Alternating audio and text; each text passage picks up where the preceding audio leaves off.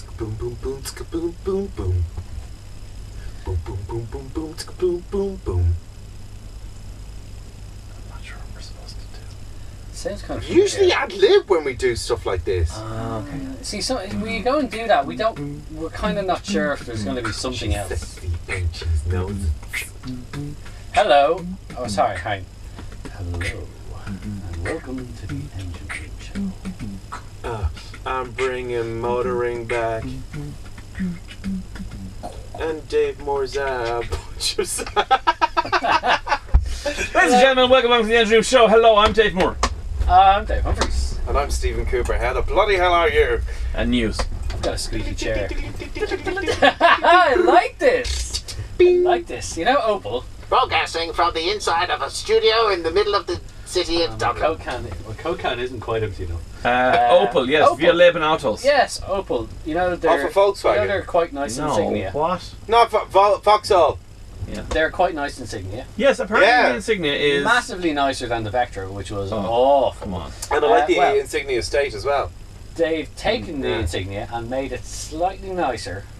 Give it a little So bit they've of got a facelift. midlife facelift. Midlife facelift. How have they possibly done even beauty? But they've also put a very funky 8-inch touchscreen into the dash. They've gotten rid of. They used to have a dash that had 1,002 buttons on Okay, it. yeah. They've gotten rid of all that. It's much nicer. Also, a new 2-litre diesel engine, which has 99 grams of CO2 per kilometre, which makes it Remarkable. super cheap to tax. Yes. And also, they have a car that is capable of, if you were to drive it Driving according the to the right way, of doing 1,800 kilometres on a single tank. Oh my God. Pretty impressive. And what size tank has it got? Big. A couple of million gallons is fine. One that gets you to go that far. Details, Cooper. 1,800 kilometres on one tank? Yeah. Well, yeah. Yeah, driven a certain way. You'd get a medal if you did it. Yeah. Oh, So okay. you could probably get 1,500 pretty easily. Yeah. Very economical. Good for diesel. But remember, people, Only buy the diesel if you're a sales rep. Yes, if you live Or very far away. Yeah. DJ in the other side of the country. On the Yeah. nicer side of things, Yes. again, cheap scale, Skoda have a new Rapid Spaceback. Okay. Oh, yes. Possibly kinda one of the coolest names of the year. Yeah. It's This looks like basically a the smaller Skoda Rapid Saloon Toledo, kind of. that's made into a hatchback. Okay. But it comes in cheaper, and they've also. I was quite critical of the Rapid Saloon when it came out first because it was absolutely awful to drive. Okay. They put all new rear suspension in it, and it's much nicer to And drive. this is on your recommendation? Yes. Wow. Yeah, They really do good. listen to it. And don't buy the diesel in that one. Buy the petrol. It's an 86 horsepower petrol, 1.2 litre manual, which on paper sounds unbelievably dull. But it's 86 actually horsepower. 86 horsepower, but it's actually the car to buy in the Wow. whole range. It's lovely to drive because it's a very lightweight car. That's less horsepower than my car, which doesn't have horsepower. Oh, there you go. But it's Now- it's lighter because it isn't a diesel. Moving on to saloons, keeping it in the news, Yeah. Audi have updated the A8. And I could already feel the horrible looks coming from Dave Moore because I had to travel to Germany to drive it on the Autobahn, which may have also included the Audi S8 and Oh, the God. W12 engines. You see, to me, having a large, luxurious barge which can outperform Ferraris, Lamborghinis, that to me is it's the ultimate thing. Yeah. It just looks like, oh, there's a gentleman being driven very carefully by his chauffeur from his office to his beach house.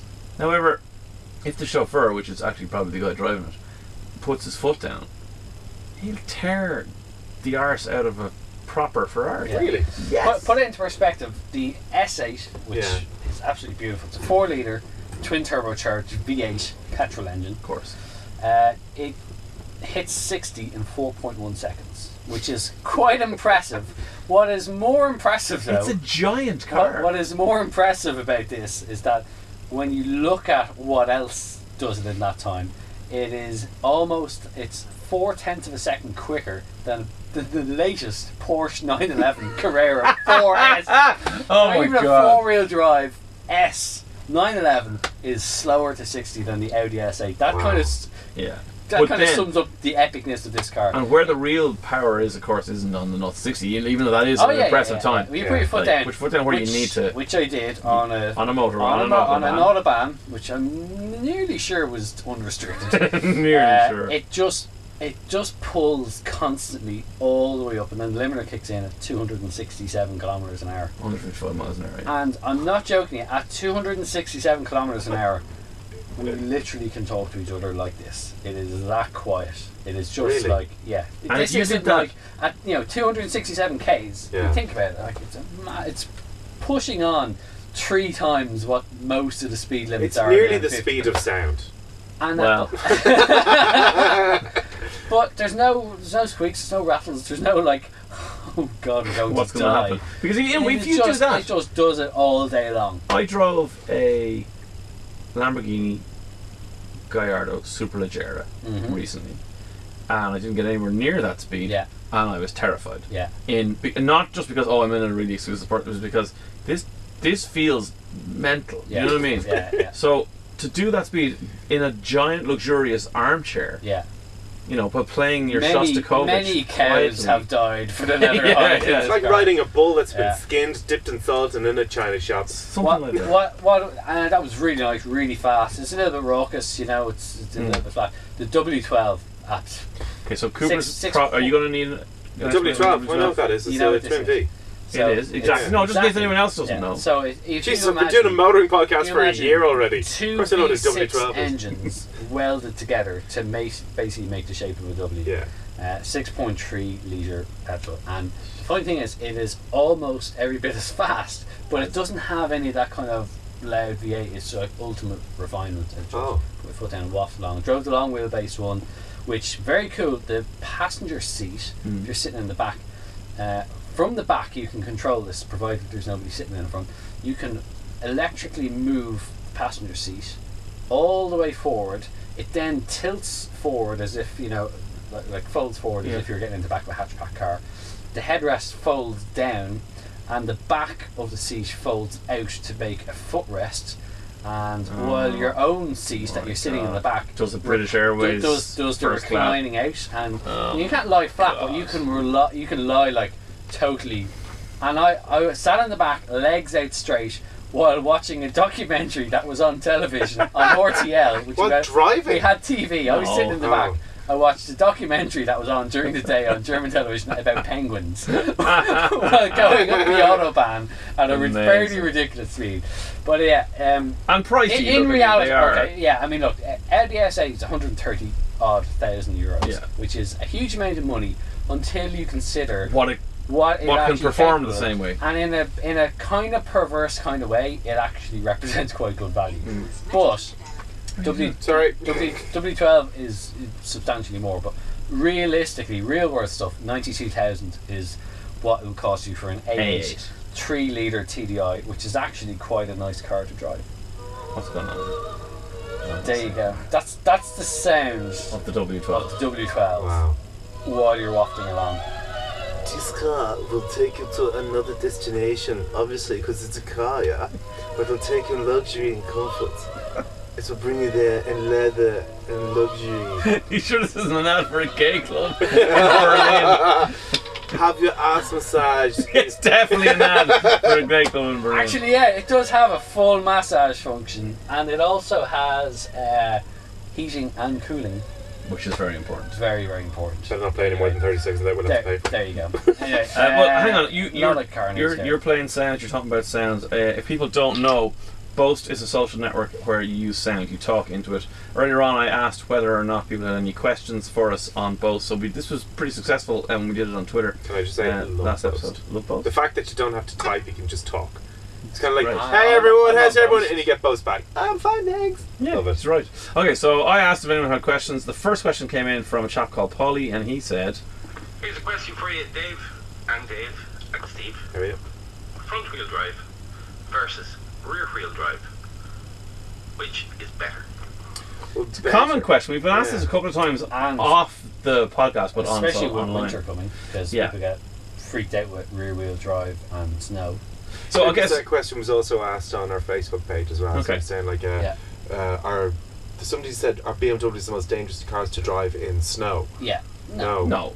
Here's the thing. Here's dangerous the thing. drivers are the most dangerous things to drive in snow. Yeah, you could be driving Yeah. a tractor and still Yeah. playing something.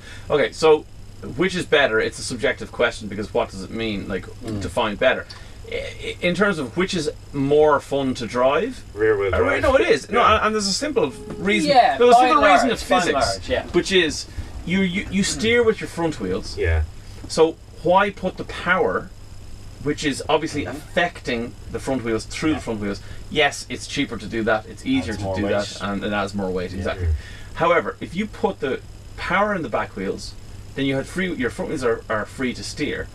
You know, then you get lots of things like the back end kicking out, and it's a lot more fun, Yeah. etc. However, there comes a point where it gets ridiculous to put power through the front wheels. For example, that's say to beat the Cooper I drove, Yeah. which is 180 brake horsepower going through the front wheels. Mhm.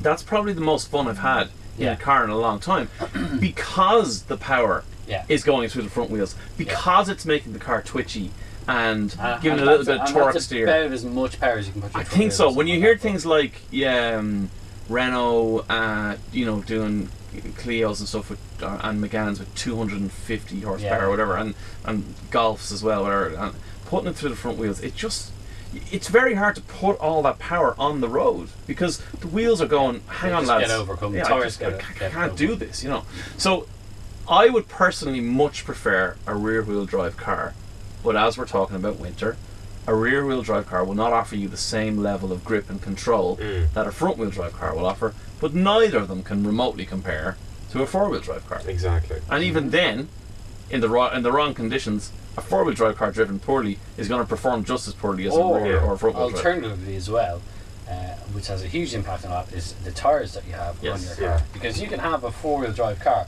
and if your tyres are pretty much down to the wear points on it, you Or may low as well- profile.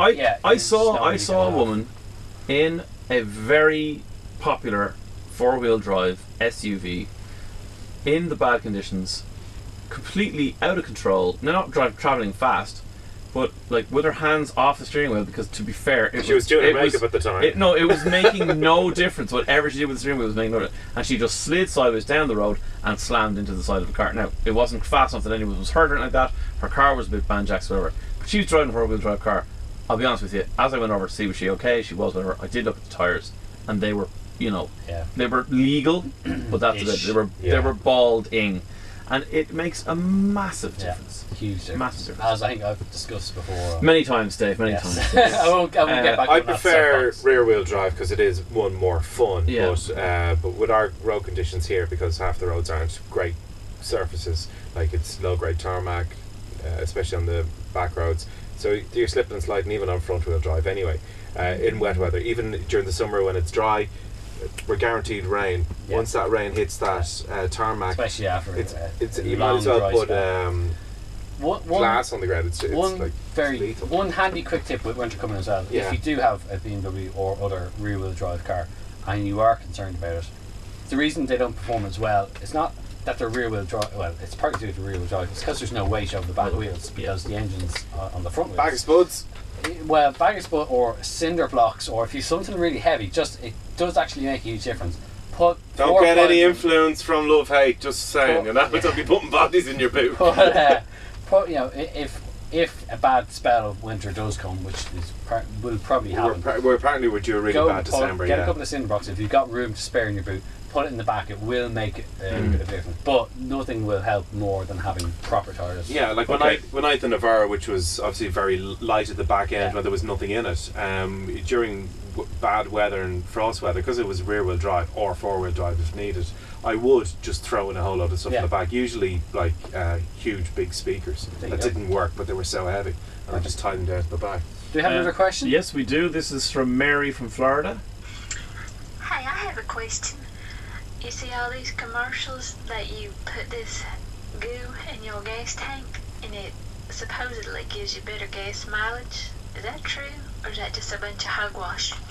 Oh my god, I love her accent. She's awesome. So, goo in your gas tank. This is presumably some kind of an additive Yes. to You your get them in petrol. tablet Yeah. form as well. Apparently Okay. it adds more, I think it was 20-50 kilometres to your mileage. There Gimmick? are. It depends. Well, the fact that I've only ever seen them being sold online, and when you say not available in shops, I'm like, that has not passed any safety standards. It's like when you not available. No, don't trust that stuff. Even though I know you love a shopping channel. Oh, I do. Oh, yes. Look at this mop! Particularly a Chinese shopping website. Banggood, dx.com, anybody? Yeah. Especially the adult clothing section. Stop now. There are things you can put into your fuel tank. Hang on, sorry. It's called Bang Good for a reason. Alright, go. There are things you can put in. It's more actually so for cleaning out fuel systems that you can put in. They're like vitamins for your car. Yeah, it's more like a colonic for your car actually, to be perfectly honest. But yeah, you can't get those things. They do make they do help clear out the engine. Here's a tip. There's no, from what as much as I've seen, there's no magic formula you can put into your car that will instantly give you better fuel. More fuel. But here. Can I give you a real world tip? Well, just give you No, I one thing can't. that He's does not here help. talking. Yeah, I'm going to keep talking for once. Still on. One thing that just happens every so It's often, pretty. you get your car and just basically drive the nuts out of it in a safe manner, i.e. if you're on the motorway, drive in one gear lower than you normally would, so that you're working the engine at more RPM. What that actually does is just blows all the crap and crud out of your exhaust pipe that built up, and that allows the engine to breathe better, and that will give you in turn better fuel consumption. No, he's not wrong. Yeah. That is a good tip. I've done that by mistake. I was going to offer a very useful real world tip that is mildly annoying but really worth doing. Never let your petrol gauge go below a quarter, and never fill it more than 3/4. It means you go to the petrol station a lot more, but you never get down to the dirty part of the petrol is the first thing. And the second thing is, if you never fill it all the way to the top, you're never carrying around a huge amount of fuel. So, like for example, my tank is 90 litres, I think, in my X5. So, oh my Seriously. god! So if I fill that, which I do stupidly occasionally, and it costs me the guts of 140, 50 quid, I'm carrying around 90 litres. Think about 90 litres of milk extra in your car. That's a lot of tea. It is. So I would suggest, if you can, even practice it for a month. Let it go down to a quarter empty, a quarter full, whatever, and fill it up to a 3/4, and just keep doing that. And you're not going to pull any gunk out of the bottom of your petrol tank, and as I said, you're not going to carry around too much fuel, and you will notice a difference. You don't have to add anything to your thing, just manage your fuel better. I've known about that, but I've never practiced it. I'm like the worst. Like I'll go when it gets to a quarter. I will go to the petrol station. Like I need to go on the way home because I'm at a quarter, and I know I've a 190 kilometre journey daily, so I know I need to have a full tank pretty much. You all the definitely time. need that insignia. Change up it here that little bit earlier. Yeah. Oh yeah, 2,500 revs. But if you do that all the time, every time, it does actually save quite a bit. Look at all those cars that tells you. Yeah. Dave. My least favourite thing in the Ruined world. his holiday. Stop telling me how to drive! Do we have any more questions? Yes, we have one final Dave? question from somebody called Josh. Oh. I like this question time. Good. It's actually both. No, hang on. Makes it a lot easier. We don't have to think up stuff. No. Well, we didn't have anything for this one. One for Dave Humphreys, just come back from Italy for the last week, That's me. driving a lot of autostradas, and every single mad bastard, pushing you when you're doing 140, 150. Every one of them is an Audi. Do the Italians have Audis for the motorways? Just to let you know, other type of bastards are available. Yeah, Italians do have this thing for, well, it's not just Audis, it is German cars in general. Really? They are like a massively, obviously they've got Lancia, they've got Fiat, they've got Alfa, like they're really quite patriotic when it comes to the And cars that they well make. served as well. But there is also a huge portion of them that love, basically the Italian cars don't have an equivalent to Audi, in terms of like a 5 Series or a BMW or an A6 or like that. So they don't have an alternative really, but yeah, they do love them, and they do love to drive fast in Italy. To be fair, my experience in Italy has generally been good driving with people, and provided you don't do. See, Irish people You're tend usually not in a rental car, they which love sitting in the outside lane here in Ireland. yeah, It's the overtaking lane. People here call it the fast lane. it's not the It's fast not the lane. fast lane. Especially on a 2-lane It's the motorway. overtaking lane. But people loved it. But if you drive, it's the same in Germany. I spent a huge amount of time driving in both countries. If you just actually drive the way you're meant to drive on a motorway, everyone gets on hunky dory and there's no problems. Yeah. But they do have this thing in Italy whereby, they will keep the foot down and expect you to get out of the way. So, and they're not very happy when they have to slow down. Yeah. Now, I remember going to a wedding in Italy and we rented, I think, the smallest car in the world. Yeah. I think it was meant to be for 5 people. I think it only literally fit my suitcase. Lisa's was left at the airport. We got someone to bring that. And the two of us squeezed into this little thing. Put it this way, it couldn't get up the hill to the villa. Everybody had to walk while I drove it up in first gear. What was it? I don't know. You don't know. It was random brand car, really small. Smart cheapest. Car? No. Oh no, I would have been happy with it. Smart car. But I remember on the Autostrada, isn't that it? Yeah. Yeah. And I checked all the rearview mirrors, a whole lot, wing mirrors, a whole lot. Could see for miles behind me. Coming up behind this guy was really, really slow. Indicator, checked. As soon as I pulled in, Lamborghini behind me, the headlights flashing. I'm like, is he a cop? What's going on? Oh my god! And I was just like, eeeeee! And eventually I got by and your man just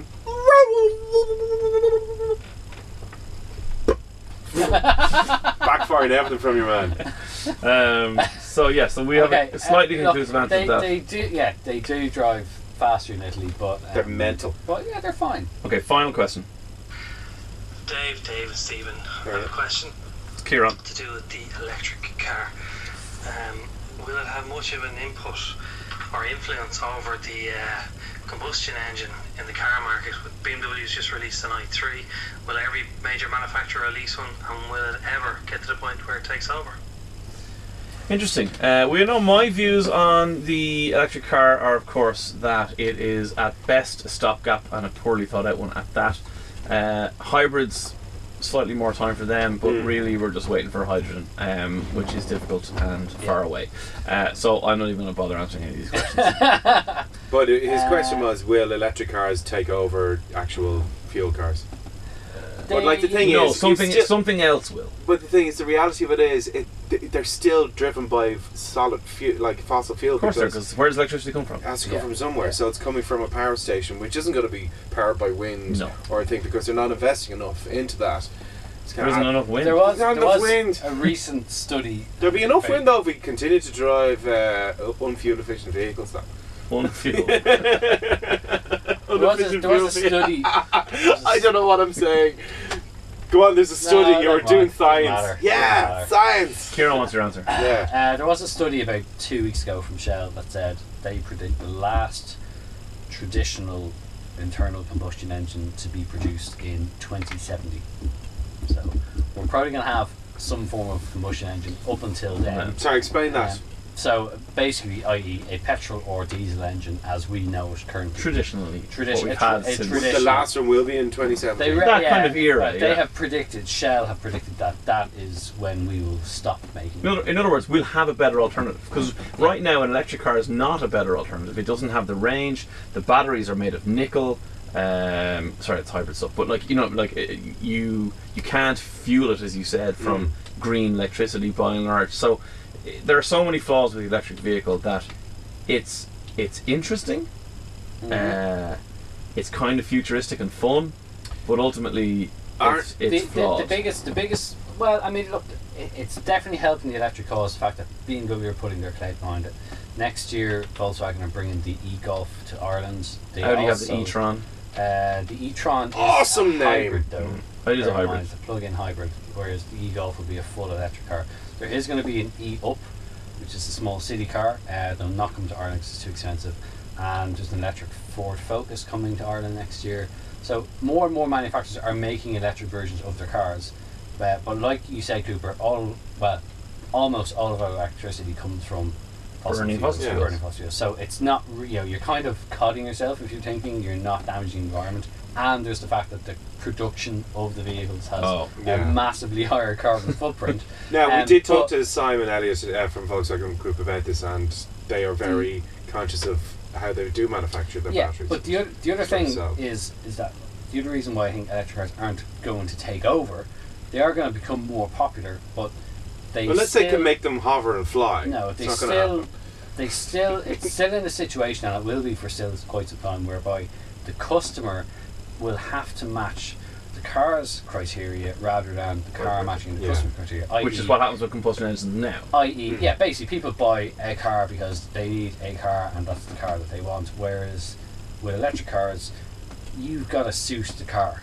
Whereas, you know, For example, Stephen Cooper has a 190 kilometre round trip exactly. Daily. You could technically do it in an electric car, but you would basically involve getting your No. car, driving all the way, depleting the battery, having to recharge all the way, and back. Yeah. If you're the sort of person that maybe lives in one of the sort of suburbs in Dublin, like say I live in Granda, I live and in you work rural in Ireland. town, Perfect.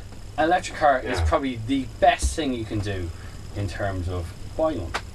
But and your anyone running with cost is going to any be absolutely motorway mileage. Now, Electric Ireland, who used to be ESB, Mhm. they're running this thing again. They're looking for, as far as I know, they are looking for people to test out their electric cars, so they've been given cars again. Okay. Kind of, I think it's part of their like promotion. ambassadors. Yeah. So, should we apply for it for the lab and see? Can I? I can't afford the benefit in kind. I'll be honest. I can't do it. There wouldn't be. But benefit. this No, is the other thing, is that electric cars, they're not really being incentivised No. enough as well. You do get a grant, so you get anything up to €10,000 off the cost of VRT. Really?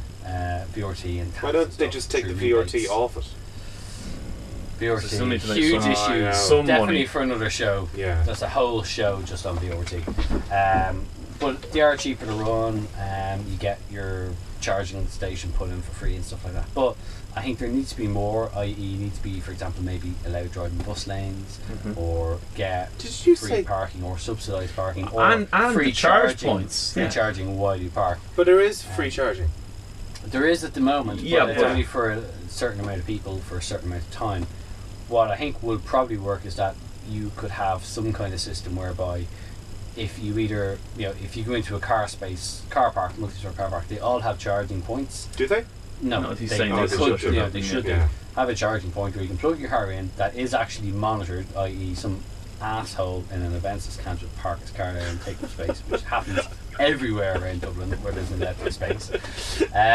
Only assholes drive it. No, but you know what I mean. And you either pay for the parking or the electricity, one or the other. So you get some kind of benefit there. Supermarkets in the UK are doing it now. Putting in charging. Supermarket though. Well, the all the offline services like the Apple Green Yeah, services, they all have of them. their kind of Charging. bays. They're the furthest bays away from the actual garage. There, as well. keep It's those damn hilarious. hippies away from the shop. We do. I actually we do did have see funny- two miserable looking people like with their plug in the front of the boot, and they were just standing there kind of looking at each other going, what the hell? We're Maybe here that's for like a new hours. way of meeting people, though. What, love over a Yeah, electric bonnet? No. We do have. Sorry, did you not say that you have to rent the batteries now? Yes. Well, it depends. Most car companies, the way they work it now is that you buy the car, and you then pay a rental on the battery. So basically, they're subsidising the price of the car. And this, I think the Nissan Leaf didn't always do it. I think they do it now, but the car has gone from being like 33 grand to 24 grand. So what they do is, rather than you just paying the whole thing, you pay a rental based on how much mileage you do. Well, it's kind of a guesstimate. So you kind of say to them, okay, well, I normally do X amount of mileage, and what that covers is your servicing and your warranty as well. But it just makes it cheaper to buy. But if you're already financing your car, it's an added But charge. do And they- then just the whole thing of if you go on holidays for 3 weeks You're still a paying year, it. you're paying rental on your car that's just sat there. Whereas If you buy it outright. if you had your car that was petrol, you're not Well, I paying suppose to that makes refill sense. up your car while you're on holiday. No. But like, I don't think they've used technology enough with these electric cars, because the fact is, like, they're not using the motion of the car to charge the battery. But they are to a Under degree. braking. Yeah. Braking they are now. Regenerative braking. But the Yeah. problem is that if Well, you Ford if use you, that as well if you in the try, electric cars, if you were to put in like the dynamo that you used to Yeah. have on your bicycle powered light, when you put that against your tire, you had to pedal harder. Same And thing. It's less fuel The problem efficient. is Uses that more battery. the car is going to have to push harder. It's not going to it's not going to generate more electricity than it's using to. Actually, push. I think magnetic engines are the way to go anyway. There you go, Kieran. Hope that answers your question. Magnetic engines. That's the Engine Room this week. Thanks for listening. TheEngineRoomShow.com is our website. You What's can our get us on Facebook? Twitter. Facebook.com/Engine Room Show. What's our Twitter? Engine Room Show. What really popular Irish website are we also on? Joe.ie. Joe.ie. There you go. He's on Yeah. fire tonight. You can find us on our Who's the amazing man in Joe.ie that always writes amazing things Oisin. about our show? Oisin Collins. Oisin Collins. Give him a follow. Such a handsome man. He's on Twitter. Gingers. At Oisin Lovely Collins. hair Or just me. and glasses. Yeah. Later.